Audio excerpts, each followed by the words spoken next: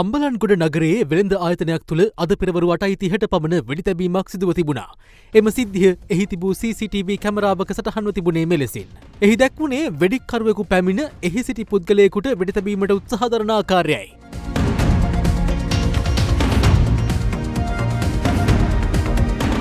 නමුත් එහිදී ඔහුගේ පිස්තෝලය ක්‍රියාත්මක නොවන අතර උත්සාහය ව්‍යර්ථ වූ වෙඩික්කරු එම ස්ථානයෙන් පලා යනවා. ලංකටයිල් සමගින් මේ උත්සව සමයේ ඔබගේ නිවහනට චමත්කාරය එක් කරන්න. වෙඩිල්ල ඉලක්කය වූ තැනැත්තා එහිදී වෙඩික්කරු හඹා යන්නේ මෙලෙසින්.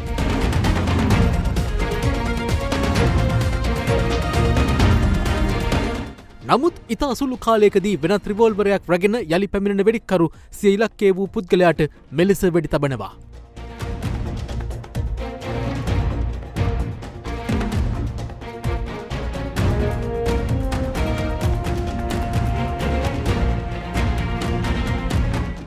වෙඩික්කරු පලා යන අතර වෙඩි පහර කෑ තැනැත්තා එම ස්ථානයේදීම මිය ගොස් ඇතැයි පොලිසිය සඳහන් කළා.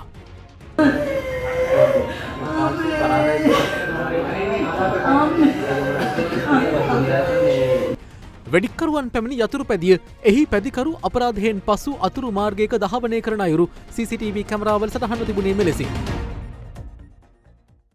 අනතුරුව ඔහු එම යතුරු පැතිය ආන්දාගල ප්‍රදේශයේ දමා ගොස් තිබියදී පොලිසිය විසින් සොයාගනු ලැබුවා. මෙලෙස ඝාතනයට ලක් වූ පුද්ගලයා ශ්‍රීරන් කෝසලද සිල්වා නැමැත්තෙක්.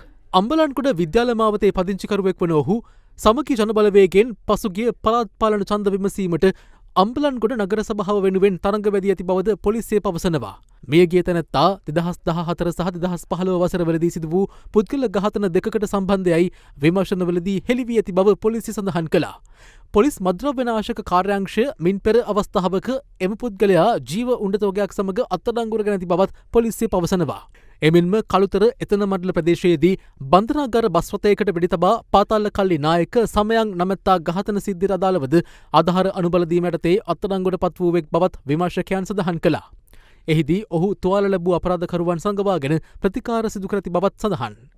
අද සිදු වූ ඝාතනයෙන් පසු ඔහුගේ ජංගම දුරකථනය අස්ථානගත ඇති අතර ඒ පිළිබඳ ඇල්පිටිය කොට්ටහසේ බහර ජ්‍යෙෂ්ඨ පොලිස් අධිකාරිවරයා සිදු කළ සොයා බැලීමේදී එය මරණකරුගේ ඥාතියෙකු සංගවාගෙන සිටියදී සොයාගෙන තිබෙනවා.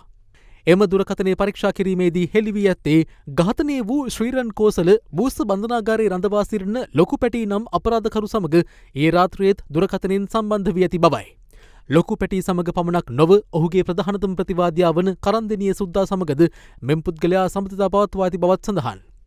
එමෙන්ම ඔහු කොස්කොඩ සුජී හා ඔහුගේ ප්‍රධානතම ප්‍රතිවාදියා වන